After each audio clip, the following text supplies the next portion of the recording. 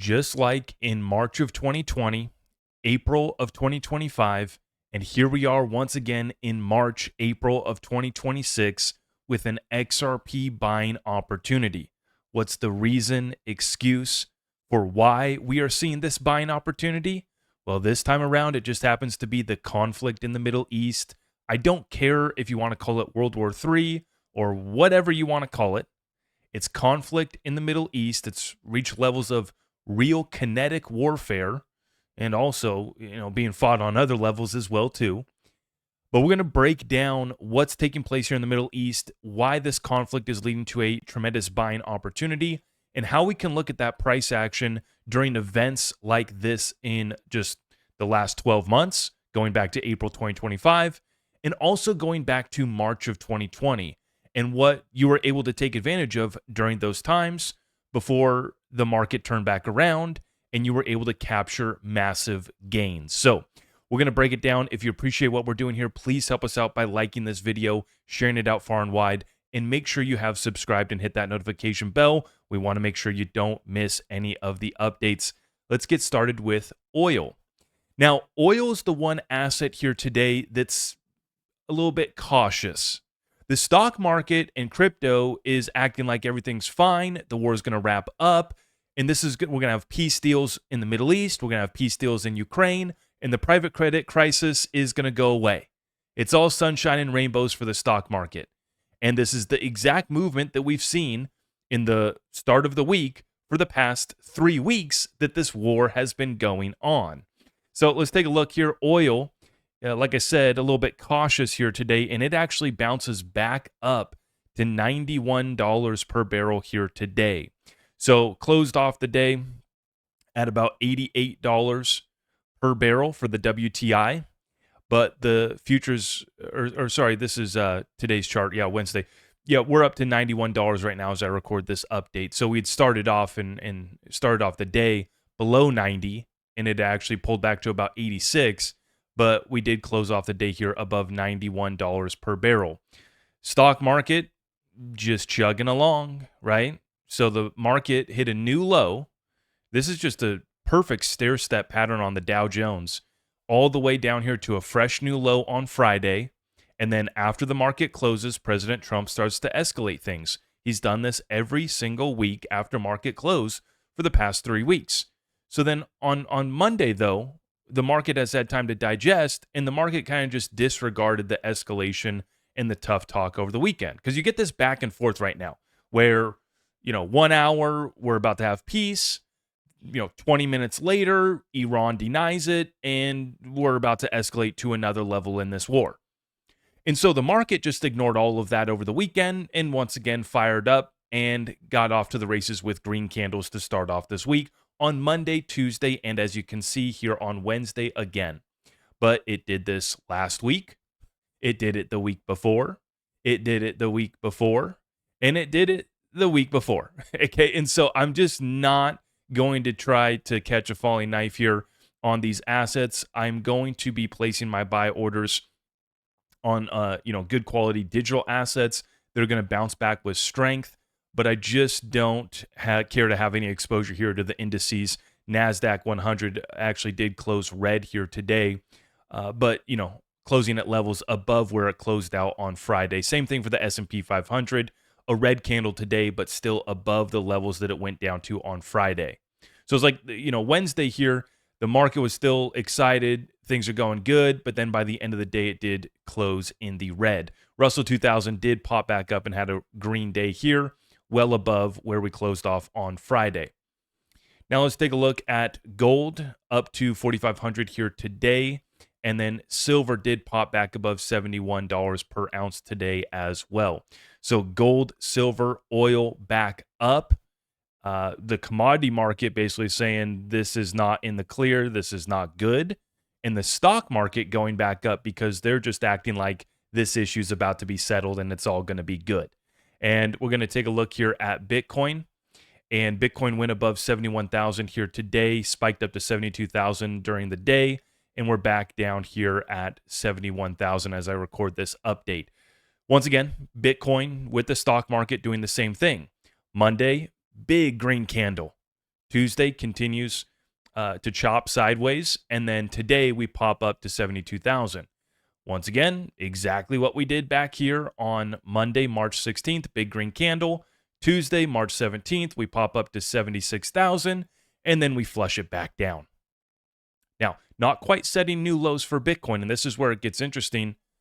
I did have my target down here for the beginning of the month that almost hit. We got down to 62,500, but we were anticipating a double bottom here at 60,000, the same level that we went down to at the beginning of February. That hasn't played out yet, but I still believe that we have a double bottom coming in at 60,000. And as I titled my update yesterday, final $1 XRP warning, it's because I just don't want to make, every video doesn't need to be about XRP going back to $1 and the levels that I got my buy orders at.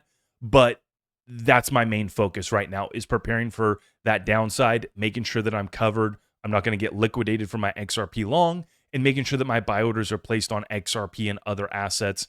Because we've seen the same thing. In April of 2025, you got a tremendous buying opportunity on XRP. Let's take a look at it. See, in April of 2025, this is when XRP had gone all the way down to $1.60. So let's zoom in on the chart right here. Let me adjust it for you. This was the April low down to $1.60, and you basically were able to double up. If you bought that low or got close to it, you were able to ride that one up significantly. I'll just take a quick measurement. That's over 120% rough measurement. And so I believe that you're going to see the same thing right now with the levels that we're currently at and the bounce that we could see from here.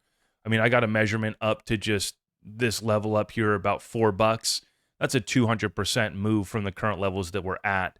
If we go down lower and we do get down to $1.20, or say we did get down to $1.10 or $1, then you're getting over 300% on that bounce compared to the 120% we saw on this bounce. So this buying opportunity actually gets better because it's going lower than the April 2025 low. And on the bounce, when we get back into a bull market, after we hit this final bear market low, then that's when you're going to have upside potential of 300% plus, just going to $4, not 400, not $1,000, just going back up to a new all-time high of $4 to $5, 300 to 400% upside in this environment. All things considered, in the middle of a silent recession, I think we should be pretty happy with that. Now, is that the end of the story? Is job finished when XRP goes to $4 or $5? Absolutely not. But I just wanted you guys to understand why I am titling today's update XRP Buying Opportunity, and once again showing you the historical data. We can go back to March 2020 for that example too, if you want to do that one. And that is when we went back. I'm going to have to pull up my Binance chart. And we got to scroll way down, make a big adjustment here on the chart. Because back in 2020, well, this is when we had gone all the way down here to 10 cents. So the buying opportunity in 2020 was a lot better than the buying opportunity that we're seeing right now. We're not going to go back down to 10 cents. We're not going to go back down to 50 cents. We probably won't even break $1 because so many people like myself are going to front run the dollar level. So I'm not like hanging my hat on sub $1 XRP. I'm actually placing my orders above $1 to be able to front run this. But during all of these events, March 2020, it's the end of the world. Be scared of the markets. I was scared to buy at 10 cents. I wanted to buy at 5 cents. 5 cents never came. I missed it. Now, during April of 2025, that was also a scary moment. Okay, what's going on here? We're back down below $2 for XRP. We weren't supposed to go below $3. We weren't supposed to go back below $2. Oh no. Some people even thought that the bear market was over. It wasn't. It did bounce back up to $3.66, over 120% upside if you bought that low. If you buy this low, I think that you have 300 to 400% upside with ease, just going back to $4 to $5. That's nothing crazy, right? But where are we at with this war?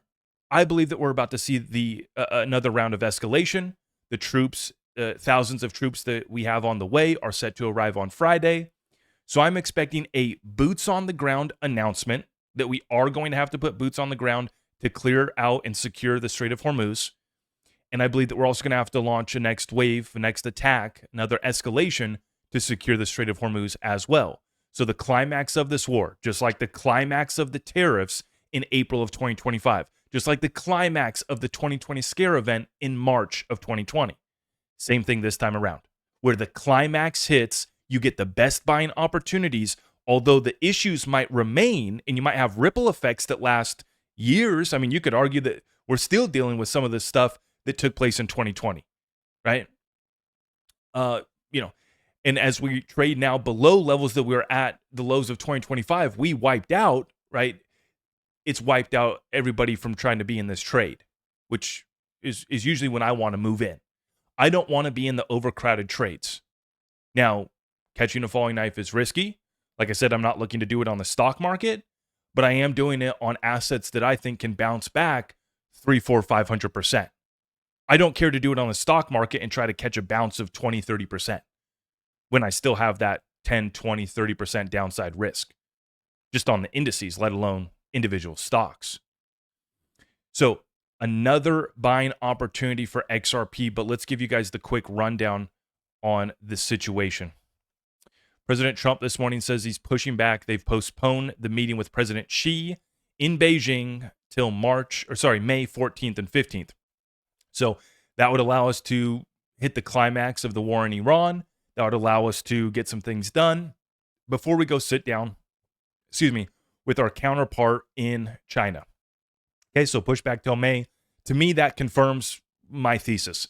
Climax, big moves, try to wrap up the worst of it. We can't let this, Trump can't allow this war to go on till midterms. He can't have this in the mind of the voters. He can't have $4 or $5 gas.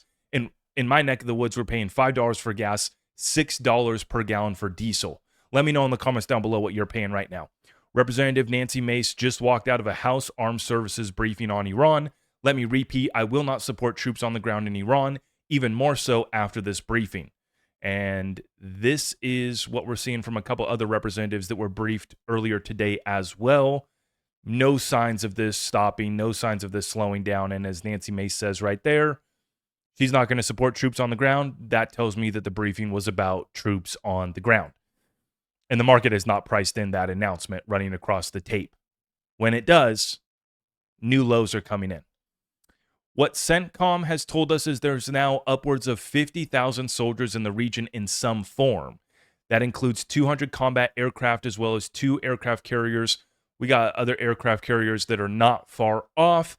We have thousands more troops on the way. With the Wall Street Journal reporting, we have warships and thousands of Marines to Iran, with additional reinforcements expected as soon as Friday. This Friday is going to be a big one. Okay. After the market closes, that's when we're expecting escalation. President Trump, it's coming. Iran's attacks on U.S. military bases across the Middle East have forced many American troops to work remotely due to severe damage, per the New York Times. Many American troops have had to relocate to hotels and office spaces throughout the Middle East. An exception has been made for fighter pilots and crews operating and maintaining warplanes and conducting strikes. But Iran has urged people to report these new locations to the IRGC. Iranian officials have accused the U.S. of using civilians as human shields. Yep. Both sides blame each other for doing that, and they're both doing it. They're both guilty.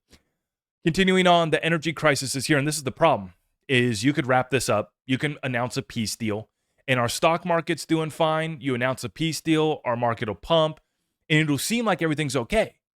The problem is we've already seen the ripple effect spreading here, and a peace deal announcement doesn't solve these issues overnight. Right? You still got to get that flow going through the Strait of Hormuz. We still got to get production back up and running. And we've seen significant reductions in production across the Middle East. We've even seen reports recently that a lot of Russia's ability to export has been hit recently in Ukraine with new escalations over there. And Europe had already cut off Russia, right? Europe was already saying we're cutting off Russia. So that's already playing into this as well. But the energy crisis is here, and it's even further than that. You also have fertilizer that's not getting put on, put on the ground right now for the spring crop planting season. And so the longer this goes on, the worse it's going to be, and the longer it's going to take to recover. See, the peace deal announcement could come now. It could come a week from now. It could come a month or two from now. But the issues are already here, and this is spreading quickly. Energy lockdowns in Pakistan, Bangladesh, Sri Lanka, New Zealand, Vietnam, Philippines, Slovenia, Egypt, Kenya, South Africa, and more. Yeah, this is spreading quickly. But that is the update on the current events in the Middle East. Like I said, expecting an escalation by the end of this week into the weekend. The climax of this war will bring in the best buying opportunities, and I will be taking advantage of that because the fundamentals for crypto can't get better, right? We're just watching the DC dance play out on Clarity Act and the battle over yield. But meanwhile, you're getting announcements like this to get covered up in all of the political talk, in all of the current events, in the war, in the private credit crisis. Meanwhile, in crypto, we have stuff like this hitting the headlines. Franklin Templeton launches tokenized ETFs that trade 24/7 in crypto wallets. Our SEC Chair Paul Atkins said everything's going to be tokenized. You're seeing it play out. And the market is not pricing that in. Right?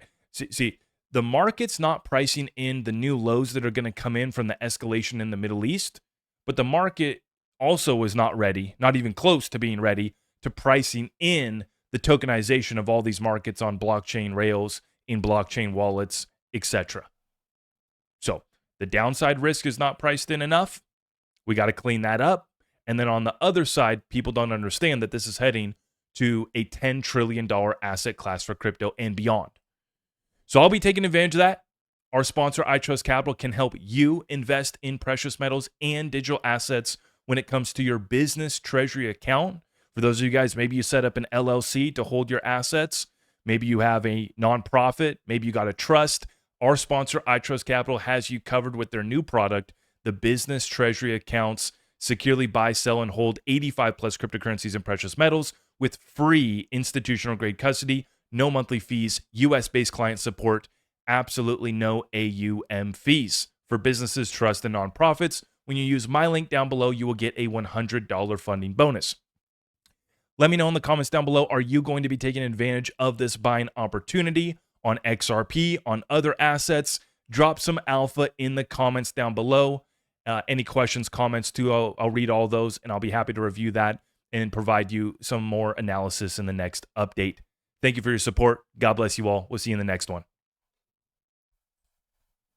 I am your host, Zach Rector. I really appreciate all of the love and support. If you want to support the channel, just remember that you can start by smashing that thumbs up for me, sharing this content far and wide, and everything else is at my website.